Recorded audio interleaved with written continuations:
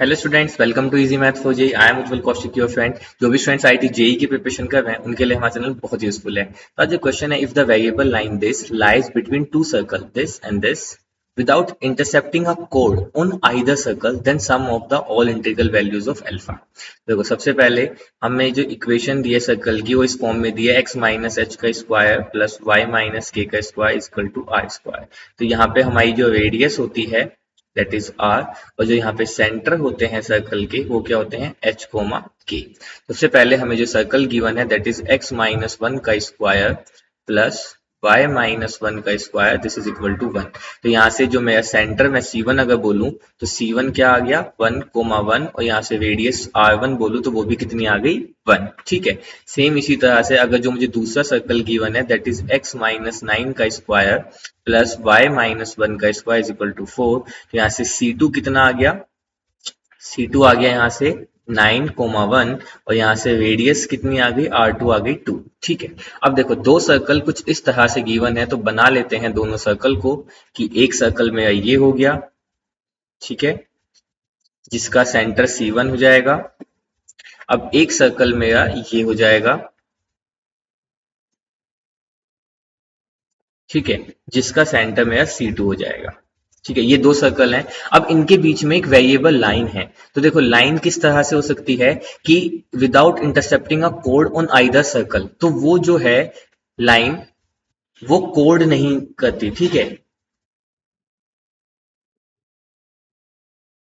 तो देखो, लाइन इस तरह से, if a variable line between the two circle, इन दो सर्कल के बीच में एक ये लाइन है, और लाइन की इक्वेशन क्या हो जाएगी यहाँ से 3x plus 4y is equal to alpha without intercepting the कोड। तो देखो, ये जो लाइन है इसके लिए और क्या क्या पॉसिबिलिटीज हैं। ये लाइन में मैं आपको बना के दिखाऊं ऐसे हो सकती है, या ये लाइन मैक्सिमम ये हो सकती है कि इस सर्कल को टच करती चली जाए, या इधर की साइड ये लाइन ऐसे हो सकती है, और मैक्सिमम ये हो सकती है कि इस वाले सर्कल को भी टच करके चली जाए। बस यही पॉसिबिलिटीज हो सकती हैं इस लाइन की, कि या तो ये इन दोनों के बीच में होगी या फिर ये इन दोनों सर्कल के लिए टेंजेंट हो सकती है। क्योंकि अगर ये हल्का सा भी इससे आगे इधर जाएगी या थोड़ा भी इधर जाएगी तो कोड बना देगी, और कोड उसने बनाने के लिए मना किया है। ठीक है। तो ये हो सकती है मेरी लाइन की पॉसिबिलिटीज। मैं इन सबको हटा देता हूं, जनरल ये ले लेता हूं। ठीक है।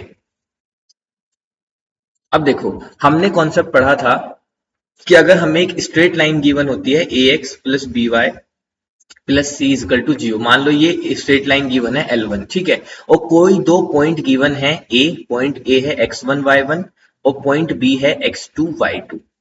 ठीक है। तो यहां से हमने ये कंडीशन देखी थी कि अगर मैं इन पॉइंट को L1 में रख दूं, मतलब A पॉइंट को रख दूं और यहां से मैं B पॉइंट को रख दूं, ठीक है, तो ऐसे मैं L ऑफ A रखूं और L ऑफ B रखूं। ठीक है। अगर इन दोनों का प्रोडक्ट लेस देन जीरो आ जाता है तो इसका मतलब क्या होता है कि जो मेरा पॉइंट ए और बी है ये पॉइंट लाई करते हैं अपोजिट साइड ऑफ लाइन। ठीक है। तो इसका मतलब लाइन कहीं यहां होगी तो पॉइंट ए यहां हो सकता है, पॉइंट बी यहां हो सकता है। तो इस केस में क्या होता है, point lies opposite side of line. ठीक है। अब मैं आपको थोड़ा एक्स्ट्रा बता देता हूं कि अगर यहाँ पे पॉइंट इस लाइन में ये पॉइंट पुट करने पे एल ऑफ ए और एल ऑफ बी और इनका प्रोडक्ट अगर ग्रेटर देन जीरो आ जाए तो इसका मतलब होता है पॉइंट लाइज सेम साइड, की सेम साइड में होंगे। मतलब इस कंडीशन में बी वाली के लिए ए और बी दोनों इधर हो सकते हैं और ए और बी दोनों एक ही साइड हो सकते हैं। ठीक है।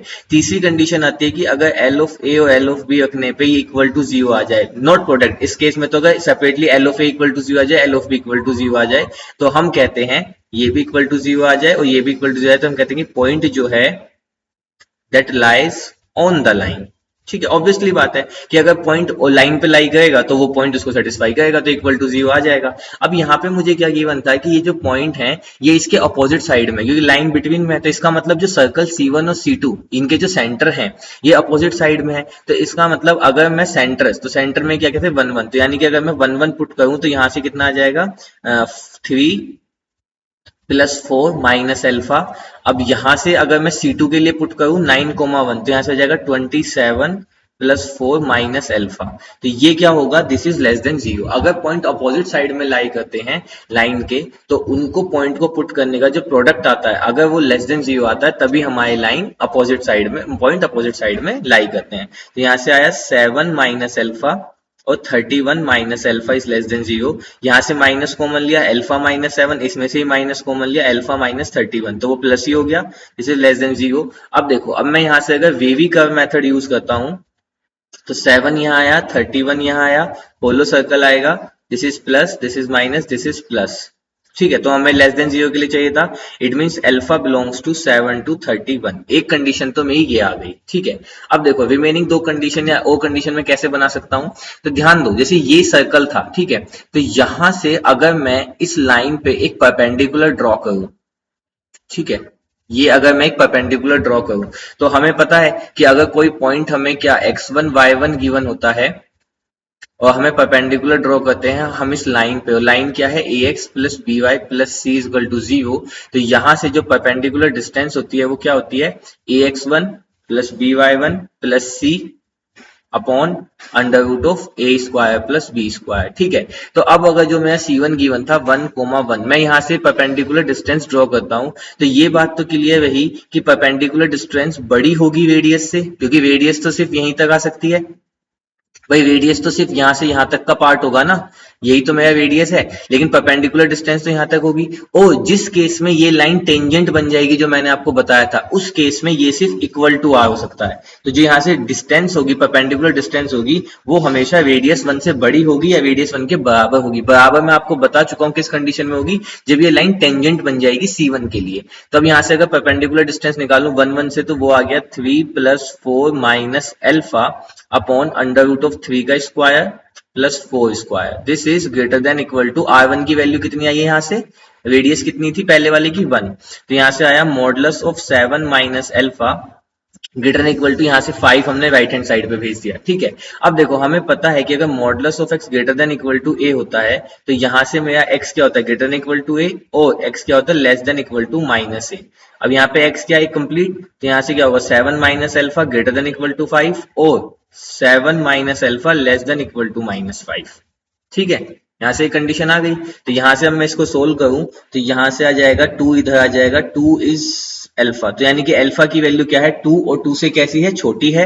और यहाँ से आ जाएगा, अगर मैं इसको इधर ले आता हूँ 7 5 12, तो अल्फा की वैल्यू 12 और 12 से बड़ी है। अब अगर मैं इसको लाइन पे ड्रॉ करता हूँ, तो यहाँ पे मेरा कहीं 2, यहाँ पे 12, तो ये अब डार्क सर्कल होगा, इक्वल टू भी है, तो 2 और 2 से सारी छोटी वैल्यूज, मतलब इस साइड की, तो यानी कि मेरा अल्फा बिलोंग कर गया -∞ से 2 यूनियन 12 से इंफिनिटी। ठीक है, ये आ गया। अब देखो, अब तीसरी, फिर मैं यही सेम कंडीशन यूज करता हूँ, यही सेम यूज करता हूँ इसके लिए, C2 के लिए। तो मैं कहता हूं कि यहां से जो परपेंडिकुलर डिस्टेंस होगा वो भी again greater than equal to होगा R2 से। भाई इस केस में जो अगर मैं परपेंडिकुलर ड्रॉ करता हूं, तो परपेंडिकुलर मान लो मैंने ये ड्रॉ किया, तो ऑब्वियसली रेडियस तो सिर्फ यहां तक होगी, तो परपेंडिकुलर डिस्टेंस रेडियस से बड़ी होगी। इक्वल टू साइन आपको पता है कहां हो सकता है, जहां पे लाइन टेंजेंट बन जाएगी। तो अब जब मैं C2 क्या आया था, मेरा C2 आया था 9,1, है ना, C2 जो आया था दैट इज 9,1 एंड रेडियस 2। तो अब जब 9,1 से मैं इसमें पुट करता हूँ लाइन में, तो यहाँ से जाएगा 27 + 4 माइनस अल्फा अपॉन, नीचे तो हो जाएगा 3 square plus 5 square, means under root of 3 square plus 4 square. This is greater than equal to R2 कितना था, 2। इस केस में मेरी रेडियस कितनी आई थी, 2। तो यहाँ से आया modulus of 31 minus alpha is greater than equal to 10। ठीक है, नीचे 5 बना, हमने राइट हैंड साइड में भेज दिया। अब देखो फिर से हम यही वाला यूज करेंगे। ठीक है, तो यहाँ से क्या हो जाएगा, x क्या है पूरा दिस, तो 31 minus alpha is greater than equal to 10 और 31 minus alpha is less than equal to -10। तो यहाँ से अगर मैं 10 को इधर ले आऊं तो 21, तो अल्फा की वैल्यू क्या आई, 21, और 21 से सारी वैल्यूज छोटी, और यहाँ से आया 41, और 41 से सारी वैल्यूज बड़ी। तो इसको अगर मैं ड्रॉ करूं तो ये होगा मेरा 21, और यहाँ पे आया 41, ये वैल्यूज, तो अल्फा कहां से बिलोंग कर गया, -∞ टू 21 यूनियन 41 टू इंफिनिटी। ठीक है, बस अब हमें क्या करना है, इन तीनों कंडीशन को मर्ज करना है। जिस भी स्टूडेंट्स को यहाँ पे, जिस भी भाई को इसमें प्रॉब्लम होती है, बहुत इजी तरीके से बताऊंगा कि कैसे हम इनइक्वालिटीज को मर्ज करते हैं। तो देखो सबसे पहले क्या करो, एक सिंपल लाइन बना लो। ठीक है, हमें 3 मर्ज करनी थी, हमने सिंपल लाइन बना ली। सबसे पहले ब्लू वाली देखते हैं कि ब्लू वाली क्या कहती है। तो अगर मैं ब्लू को डिनोट करूं, तो यहाँ पे कहीं मेरा 7 है, और यहाँ पे मान लीजिए कहीं मेरा 31 है। तो अल्फा बिलोंग कर रहा था 7 से 31, तो यानी कि 7 होलो सर्कल बनाओ, क्योंकि ये इंक्लूड नहीं है, और 31। तो इस तरह से एक पैरेलल लाइन ड्रॉ कर दो एक्स एक्सिस के रिस्पेक्ट में, ठीक है। तो ये जो है ये मेरा दिखा रहा है इस रीजन को। अब आते हैं इस पे, यहाँ पे अल्फा बिलोंग कर रहा है माइनस इन्फिनिटी से 2, तो देखो 2 मेरा पॉइंट कहीं यहाँ पे होगा, डार्क सर्कल को भी 2 इंक्लूड करना है, और 12, तो 12 मेरा 7 के आगे कहीं यहाँ पे होगा, ठीक है। तो ये जो मेरा पॉइंट हो गया 12। तो अल्फा क्या है, माइनस इन्फिनिटी से 2, तो मतलब 2 और 2 से छोटी सारी वैल्यूज, तो 2 से ऐसे उठाओ और सारी छोटी वैल्यूज मतलब इस साइड करके ये एरो करके छोड़ दो। ऐसे ही 12 और 12 से बड़ी सारी वैल्यू, तो 12 से इस तरह से ऐसे उठाओ और उसके इस साइड राइट हैंड साइड की सारी वैल्यूज, तो मतलब ये सारी वैल्यूज। अब देखो, अब ड्रॉ करते हैं इसको, इसको मैं आपका ग्रीन कर देता हूं, ठीक है। मान लो अब मैं इस वाली कंडीशन को ड्रॉ कर रहा हूं, तो इसको मैं ड्रॉ कर रहा हूं ग्रीन पेन से। तो alpha belongs to 21, minus infinity to 21, तो 21 मेरा कहीं यहाँ पे आएगा, डार्क सर्कल करो 21 पे, 21 यहाँ आएगा, और 21 और 21 से छोटी वैल्यूज, तो इसको ऐसे उठाओ और 21 से सारी छोटी वैल्यूज क्या इस तरफ तक जाएंगी, ठीक है। सेम ऐसे ही 41 और 41 से बड़ी वैल्यू, तो 41 कहीं मेरा यहाँ होगा, ठीक है। तो 41 को ऐसे उठाओ और 41 से सारी बड़ी वैल्यूज यहां तक जाएंगी, ठीक है। ये मैंने रेड वाले को भी आगे कर दिया। तो देखो अब क्या होता है, हमने 3 ड्रॉ करी, एक ब्लू से, एक रेड से, एक ग्रीन से। जहां भी ये तीनों लाइन आपस में पैरेलल मिल जाए आपको, या ओवरलैप करती मिल जाए, फिलहाल तो हमने पैरेलल में, तो पैरेलल मिल जाए तो वही मेरा रीजन होता है। तो अगर मैं ध्यान दूं तो देखो ये रीजन ऐसा है जहां पे तीनों लाइन एक दूसरे के ऊपर ओवरलैप, पैरेलल, या आप जो कह सकते हैं ये साथ चल रही है, ठीक है। तो इसका मतलब यही मेरा क्या हो जाएगा, कॉमन रीजन। तो मेरी अल्फा की वैल्यू क्या आ जाएगी, मेरा अल्फा आ जाएगा बिलोंग्स टू 12 टू 21, ठीक है। अब हमें फाइंड क्या करना था, एक बार वो देख लेते हैं। उसने पूछा था sum of all the integral values of alpha. तो इंटीग्रल वैल्यूज, तो 12 और 21 के बीच में कितने वैल्यूज आएंगी, 12 प्लस 13 प्लस 14 प्लस से लेके कहां तक, 21 तक। तो ये एपी बन गई, ठीक है। मुझे इसका सम निकालना है, तो सम ऑफ एपी क्या होता है एन टर्म्स का, this is equal to n by 2 a plus l, जहां पे ए क्या होती है फर्स्ट टर्म और एल क्या होती है लास्ट टर्म, ठीक है। तो यहां से अगर मैं इनका सम निकालूं तो this is equal to n by 2, total 10 term है, 10 बाई 2, ए फर्स्ट टर्म कितनी है 12 प्लस लास्ट टर्म है 21, तो यहां से आया 5 इंटू 2 और 1 3 और 3, तो 3 पंजे 15, 165 is my right answer. I hope you are able to understand the video. If you have any doubt you can ask to me into the comment box. Thank you very much, please subscribe the channel, be happy.